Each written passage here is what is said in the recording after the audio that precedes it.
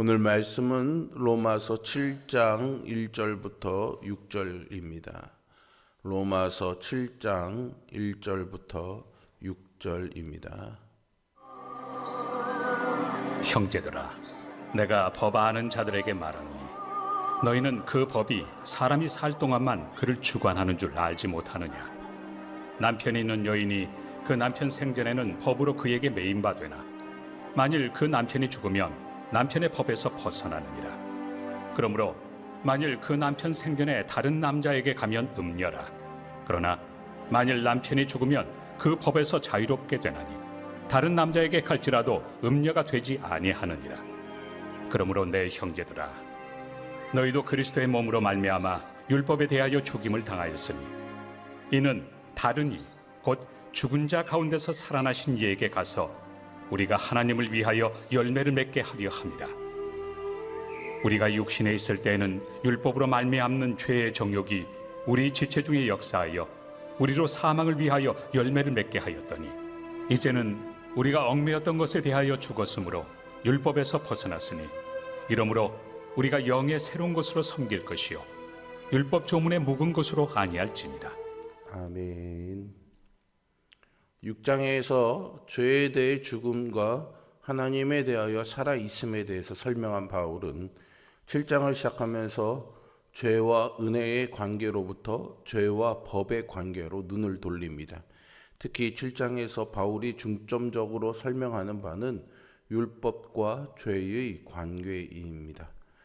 바울은 율법이 부정한 것이라고 규정하지 않지만 율법의 한계는 명확하게 설정합니다.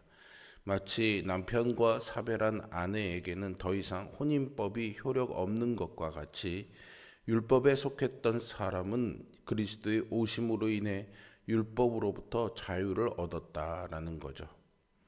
즉 율법이 정한 정죄와 심판으로부터 벗어났습니다. 그러나 성도들은 열매 맺는 삶을 살아야 합니다. 그것은 율법을 따르는 열매가 아니라 성령을 따르는 열매를 의미합니다. 오늘 본문에서 사도 바울은 우리는 율법에 대해 죽고 그리스도와 연합하여 성령으로 하나님을 섬기는 성도로 부름을 받았다라고 선포하고 있습니다. 로마 교회 성도들에게 선포되었던 이 말씀이 오늘을 살아가는 우리에게 주는 교훈은 무엇일까요? 첫째는 우리는 율법에 대하여 죽은 자라는 사실을 기억해야 합니다. 오늘 본문에서 바울은 율법에 대하여 죽었다는 표현의 의미를 설명합니다. 그것은 바로 효력의 마침을 뜻하는데요. 바울은 부부의 예를 들어 율법의 한계를 설명합니다. 남편이 죽으면 아내는 더 이상 혼인법에 매이지 않습니다. 이제는 누구의 아내가 아닌 자기 인생을 사는 것이죠. 그래서 다른 남자와 결혼하더라도 문제가 되지 않습니다. 그런데 여인이 만약 세상을 떠난 남편과의 관계에 여전히 매여 있다면 그녀는 자신의 삶을 살지 못하는 셈이지요. 여기서 우리는 1절의 법이 율법을 의미한다는 것을 짐작할 수 있습니다. 유대교에서는 아내에게 이혼할 권리가 없는 반면 남편은 이혼할 수 있습니다. 또 아내는 남편이 죽어야 그 결혼으로부터 자유로운 것으로 간주됩니다. 바울은 7장 앞머리에서 이렇게 혼인법과 율법을 비교하면서 복음으로 죄에서 해방된 성도는 율법의 형식적인 삶에서도 자유롭다고 말합니다.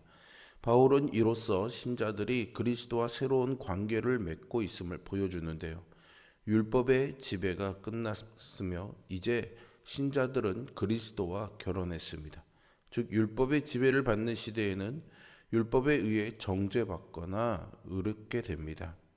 하지만 그리스도를 통해 도래한 시대에는 율법이 아닌 은혜의 지배를 받습니다. 즉 의로움과 불의함을 정하는 기준은 율법이 아닙니다. 신약시대의 성도들은 이렇게 그리스도의 은혜로 죄에서 해방된 자들입니다. 율법은 죄를 규정하는 기준이므로 율법을 지키는지 여부에 따라 사람은 정죄를 받기도 하고 의롭게 인정받기도 합니다. 하지만 그 인정은 일시적일 수밖에 없습니다.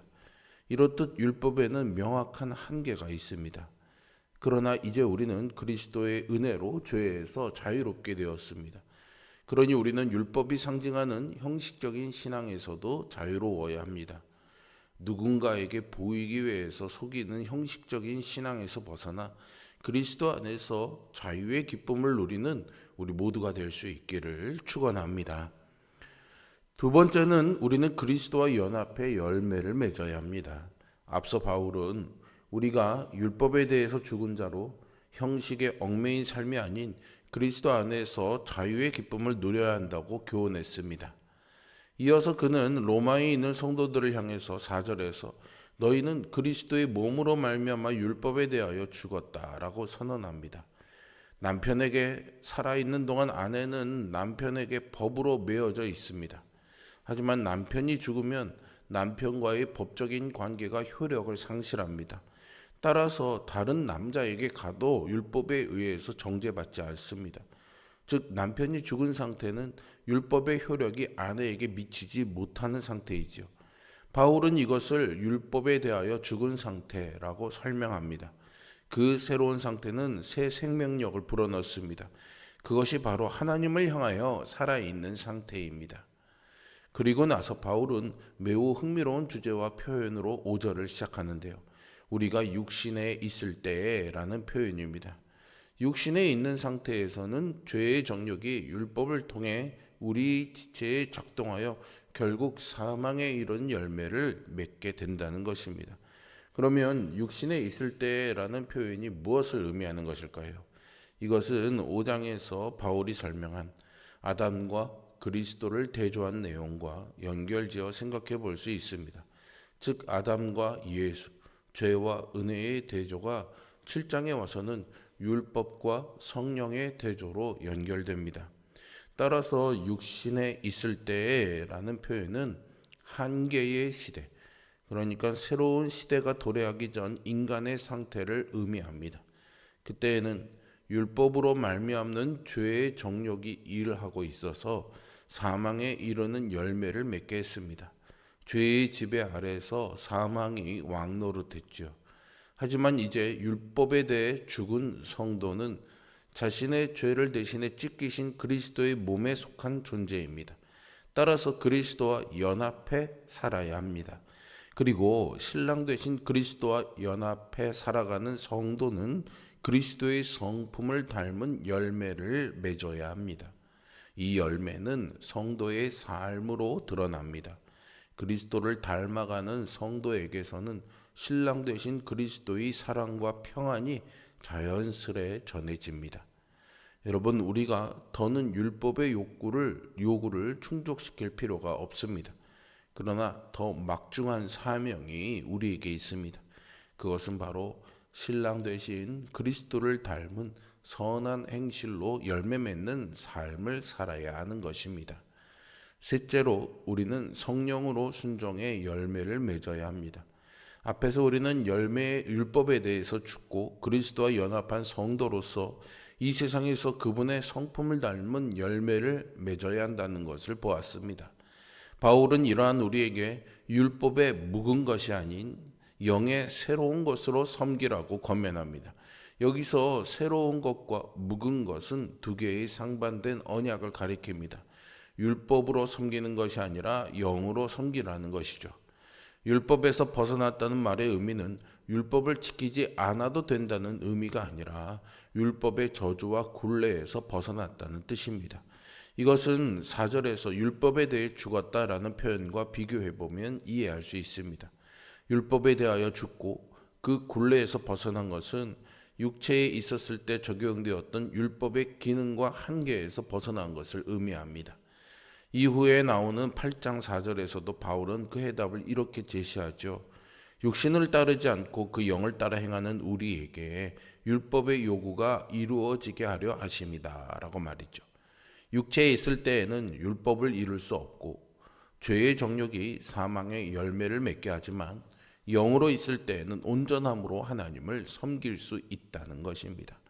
율법을 지키려는 행위는 그리스도의 은혜가 아닌 인간의 의지에서 출발합니다. 따라서 그 결실의 그 영광이 그리스도가 아닌 사람에게로 향합니다. 따라서 하지만 성도의 삶은 그리스도의 은혜로 시작되었습니다. 은혜로 시작된 삶을 성령의 인도하심에 온전히 맡길 때 하나님이 기뻐하시는 열매가 맺힙니다. 여러분, 하나님이 기뻐하시는 열매가 우리의 삶의 모든 영역에서 맺히기를 소원합니다. 어쩔 수 없는 의무가 아닌 기쁨으로 기꺼이 주님을 섬겨야 하겠습니다.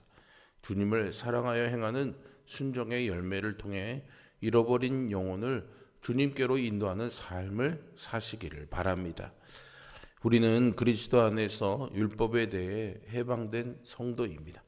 우리에게 자유의 은혜를 베푸신 예수님으로 인해 기쁨과 감사가 넘치는 믿음의 공동체가 되기를 소원합니다. 또한 우리는 그리스도와 연합해 선한 열매를 맺는 성도로 살아가야 합니다. 교회의 머리 대신 그리스도의 말씀에 따라 공동체 안에서 또 각자의 삶의 자리에서 깨진 관계를 회복하고 상처 입은 영혼을 치유하는 선한 열매를 맺는 성도로 살아가시기를 주님의 이름으로 축원드립니다. 기도하겠습니다. 신실하시고 사랑이 많으신 아버지 하나님, 우리로 하여금 율법에 매여 있는 사망의 권세 아래 두지 아니하시고 이제 새로운 언약의 계명을 통하여 그리스도 안에서 성령의 열매 맺는 삶으로 초대하여 주시니 감사와 찬양을 올려드립니다. 더 이상 율법 아래에서 두려움과 불안함으로 살아가는 진노 아래에 있는 자들이 아니라 주님의 은혜 안에서 율법의 자유로운 선한 생명의 열매를 맺는 삶을 살아가도록 부르신 그 은혜와 사명을 기억하며 살아가는 우리 모두가 되게 하여 주옵소서. 예수 그리스도의 이름으로 기도합니다. 아멘.